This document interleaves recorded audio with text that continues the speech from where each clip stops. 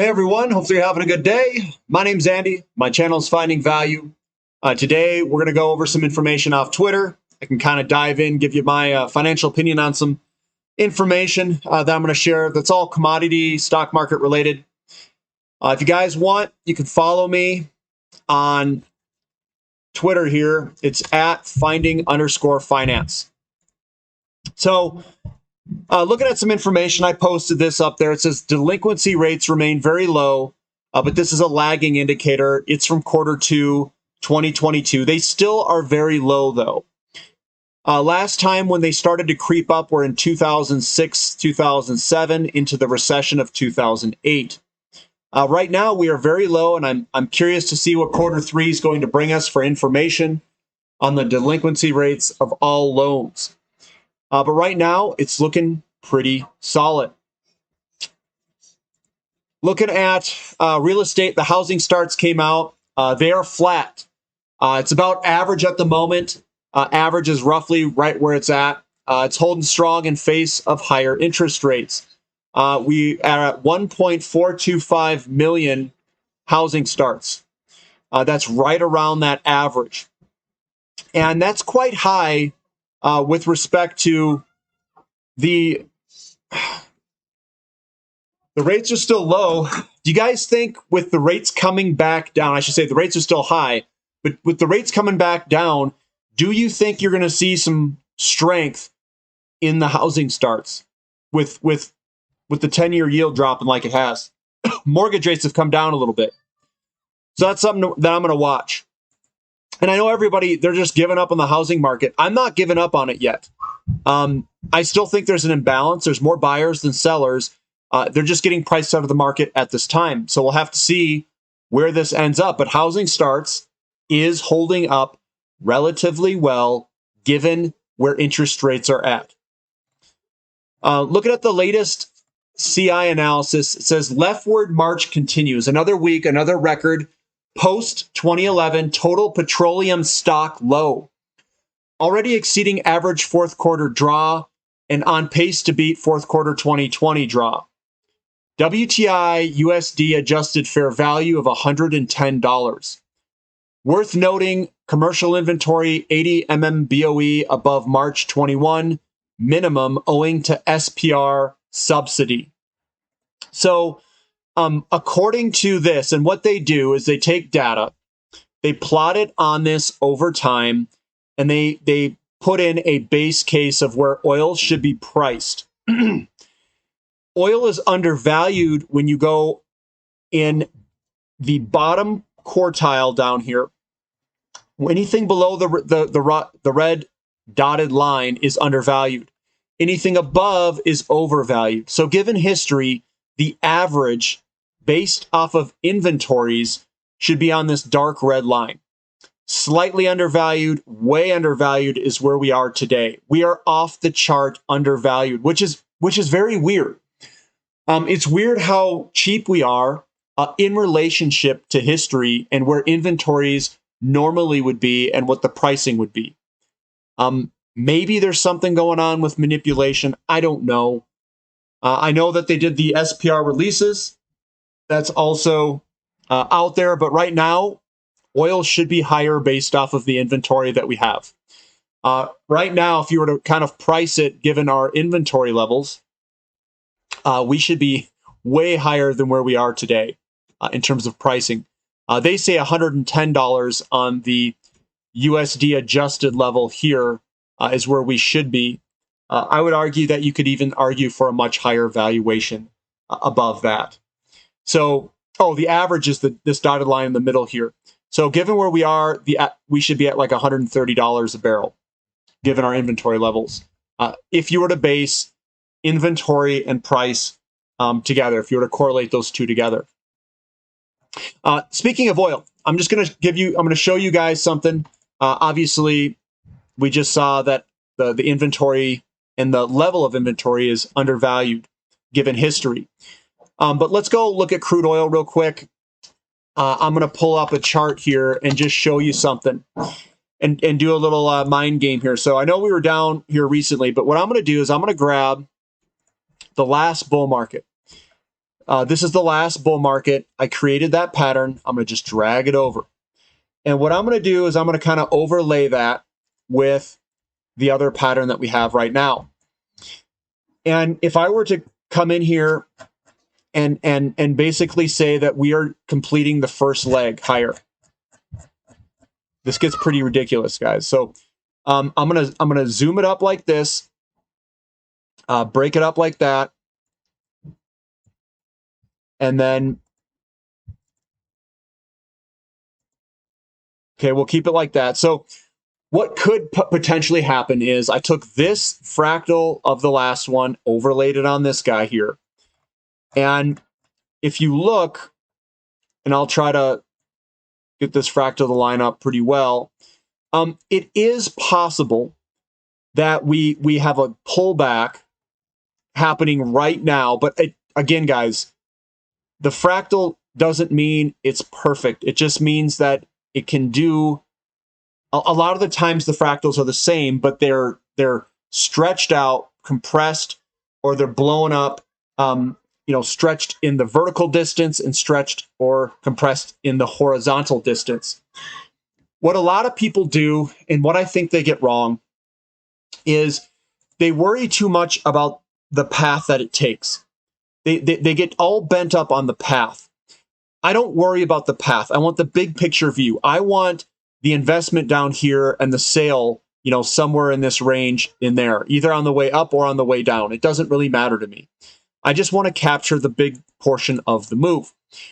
And I think what people do is they get all wrapped up on the movement. They can't handle it because the volatility of the movement.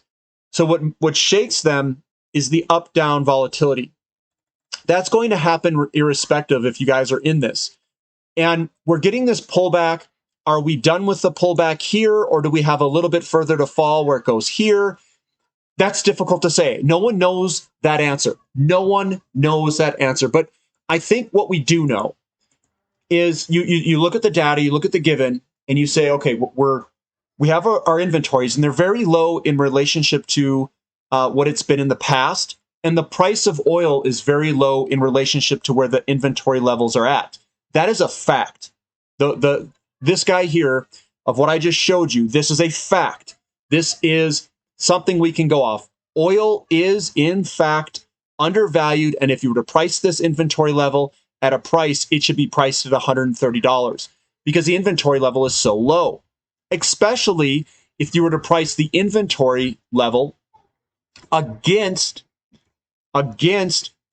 production rates, which means you have even thinner or lower amounts of inventory in relationship to production levels. So that is one of the facts. Now, we have this chart, and I could very well say, and I'm gonna do this, where let me get up here. I could easily compress this thing up where I say, okay, if I grab this and compress it up like this, like a lot, and then move it something like that where it gets all compressed up, we zoom in on it, and you can see the movements are very close. The way that this thing moves, it chops around just like we have our pullback, and then this time it would pull back to some level in here. Is this done with the pullback right where it's at? Do we come back and hit 75? Do we come back and pull down here? No one knows. And this isn't a perfect map, but it is a map of where I think we're going to go. So if the fractal is roughly the same, and I know I compressed it up and things are a little bit different, but if this fractal is roughly the same, the way that this thing moves and the humps and all that, and I were to zoom back out, look what's ahead of us. We have a pullback here. Are we done? Is this the end of the end of the pullback? I think it potentially could be if I chart off the blue line. What happens is you pull back, you break out of it, and then you kind of move around. We've broken out of the white line. We're moving sideways, just similar to this. So this part could be, down there. This blue part here is that fractal there. It's just real small. But if we were to pull this up there, similar to this, and we were to see where this goes, if we get a same size fractal move, this is projecting like $600, somewhere around that level. How do you get to $600? And I know people are like, oh, that's crazy, $600. Well, let's just do a quick little experiment here. If we go towards a $3,000 price, so that's on gold, divide it by 6, which is a 1-to-6 ratio, you get $500 a barrel. That's within the realm. It's within the realm if we were to do something like that. But that's what potentially could be. We're in a consolidation period right now for oil. That's what basically this consolidation period here. This is a consolidation period. And then eventually we'll work our way on higher. Because the inventory levels, the overall fundamentals require higher oil if we're going to eat through our inventories like we are. And I know that there's demand worries, but demand usually doesn't get hurt too bad, even under recessions. It doesn't pull back that much. So there's that. One guy says, it seems like energy stocks are calling BS on this oil sell-off. I'm definitely calling BS on this oil sell-off. And I'm in the same camp. This sell-off is kind of weird. Maybe it's for whatever reason. It doesn't really matter what my opinions are on it. But I look at it as a buying opportunity. That's exactly what I'm going to be doing. I'm going to find my favorite companies. I'm going to scale into those companies. If you're part of the Platinum membership, you know which company those are at. I just talked about them. And I'm going to continue to buy them. I think that they are cheap on a cash flow basis. They're cheap on an enterprise value to cash flow basis. They're cheap on any measurement that you use. Oil is cheap in relationship to the inventories that we have. So we have a combination of cheap companies against cheap oil. That's the best thing that you can do. And they're cash flow monsters. Right here, this is the 2021 enterprise value to free cash flow at $85 West Texas Intermediate and $5 ACO. That's up in Canada. These are Canadian companies. You can see that Vermilion is very cheap. Baytex Energy, CPG, Athabasca, Meg Energy. These companies on the right-hand side are very cheap in relationship to historical averages. The average right now is 6.3. The historical average is between 8 and 10. We have a long way to go higher in these valuations for the companies to go to 85 crude.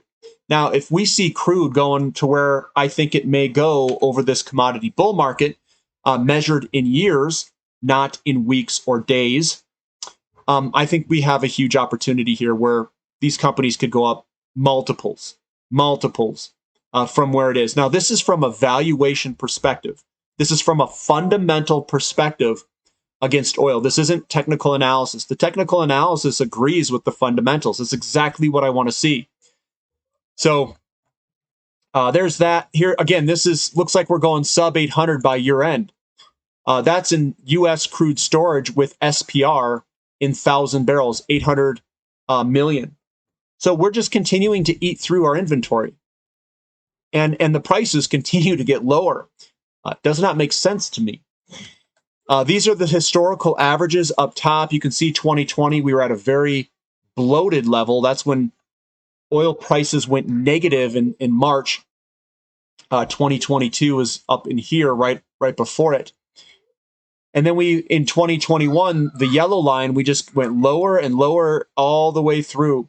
And we're continuing to eat through all of that inventory. And pricing has not responded yet. And you know what I consider that? I consider that to be an opportunity. Oil looks absolutely fantastic. And natural gas looks good too. It says the oil fundamentals back in the summer were much worse than they are today. There are some demand destruction for products, much larger SPR releases. China was still in a lockdown, so the oil sell-off was warranted. Today's sell-off from 94 to 84 is a head scratcher. I completely agree. Given the fundamentals. Given the fundamentals. Maybe there's technical selling going on a little bit. Maybe they have to, complete a pattern. I don't know. Something, psychologically driven. Again, this move looks far from over. This is the mega cap stocks to the S&P 500 equal weighted ratio, breaking the uptrend to the downside. And it does look like we could go a lot lower there for the mega cap stocks to S&P 500. It sounds so simple. Why do few people understand this? Oil production has fallen 50% from a peak of 3.2 million barrels in 2004 to 1.6 million barrels this year, and expected to further drop by another 500,000 barrels a day by 2028. Decline rates never sleep, and any new production worldwide must first mitigate legacy declines before adding incremental supply. So this is Pemex. Pemex is Mexico's production down there. It's a company in Mexico. Pemex production split between hydrocarbons. You can see that they peaked in 2004, and it's been pretty miserable ever since on a decline. This is a pretty large producer in the world. This was up over 4 million barrels. That is a substantial amount of oil. That is, a third of what America does right now. We're at like 12, 13 million barrels, and that's at over 4. And now it's going all the way down to 1.6 million barrels. This is the decline rates of oil production in some of these fields out there. It says Atlanta Fed GDP now just out scorching, plus 4.4% for fourth quarter so far. Was plus 4 last week. So hot right now. Very funky stuff. Yield curve screaming a growth issue. Commodities still whispering inflation. What to do, what to do. Yeah, it's very interesting. This is the velocity of money. It says as velocity of M2 starts looking like a chart of the U.S. 2-year yield, GDP will blow out in nominal terms as we enter hyperinflationary conditions. Yield curve will continue to invert and potentially resemble Venezuela. There are consequences to money printing. And this is the velocity heading on higher. The velocity, you can see on the RSI, and I know I don't really use the RSI. It's okay, whatever. We've broken that to the upside, though, and it is moving on higher. This velocity could kick up quite a bit. The velocity is your GDP divided by your N2 money supply. So it's your gross domestic product. Now, if that starts to go higher because of the pricing times the number of transactions, and you have a certain M2 money supply that could be flat or even declining, your velocity is kicking up. So very interesting here. And that's, an opinion from this person on money velocity. Also here, I've got Saudi Aramco's CEO has a dire warning on OPEC spare capacity. What he says is the global oil market remains tight, according to Saudi Aramco, the largest oil producer in the world. And that does not bode well for a world that still relies heavily on fossil fuels. Today, there is spare capacity that is extremely low. Saudi Aramco CEO Amin Nasser says, if China opens up, the economy starts improving, or the aviation industry starts asking for more jet fuel, you will erode this spare capacity. Nasser warns that oil prices could quickly spike again. When you erode that spare capacity, the world should be worried. There will be no space for any hiccup, any interruption, any unforeseen events anywhere around the world. And this is really what is dumbfounding me, because we have this small little capacity in the world in oil. We've got super low inventory levels in America. We can see it. Everyone can see this. And yet oil is priced at $80-something and heading lower. Very interesting. I think that's an opportunity. I am using this opportunity. I'm finding my favorite companies. I'm going to buy some more in it. Why? Because oil is undervalued and these companies are undervalued. And spare capacity here, this is a matter of time. This is a matter of being patient. This is what investing is all about. Investing is about finding an opportunity that the market is mispricing, at least what you think is mispricing. You take a stake in it, and then you wait for the conditions to be realized by L. That's it. and it'll get repriced when people figure out that the capacity is very low and that the inventories are going to continue to decline. Now, there could be a possibility where demand does get hampered and inventories remain steady. Then your downside's limited and your upside is, you've got good upside potential with downside being limited. That's the way that I view it. So you either go kind of nowhere or you go up big. Those are the opportunities that I look for. And a lot of this information that I presented today, which is very oil-based, I think that's where the opportunities are. It's in oil. If you guys need help in figuring out what companies to play this with, I've got a lot of, I think, good energy service companies and exploration production companies. You can definitely sign up for finding-value.com, become a platinum member, and we can go over that. You can see my portfolio. You can see what I'm adding in my portfolio. I write adding next to it and which ones I'm putting more money into. And there's some really good picks right now where, a company or two missed earnings or they got hit based off of forward guidance. They came back down, and I think it's a really good opportunity. If you guys like the content, give me a thumbs up. Subscribe to the channel if you haven't already, and we'll catch you guys later. This is Finding Value.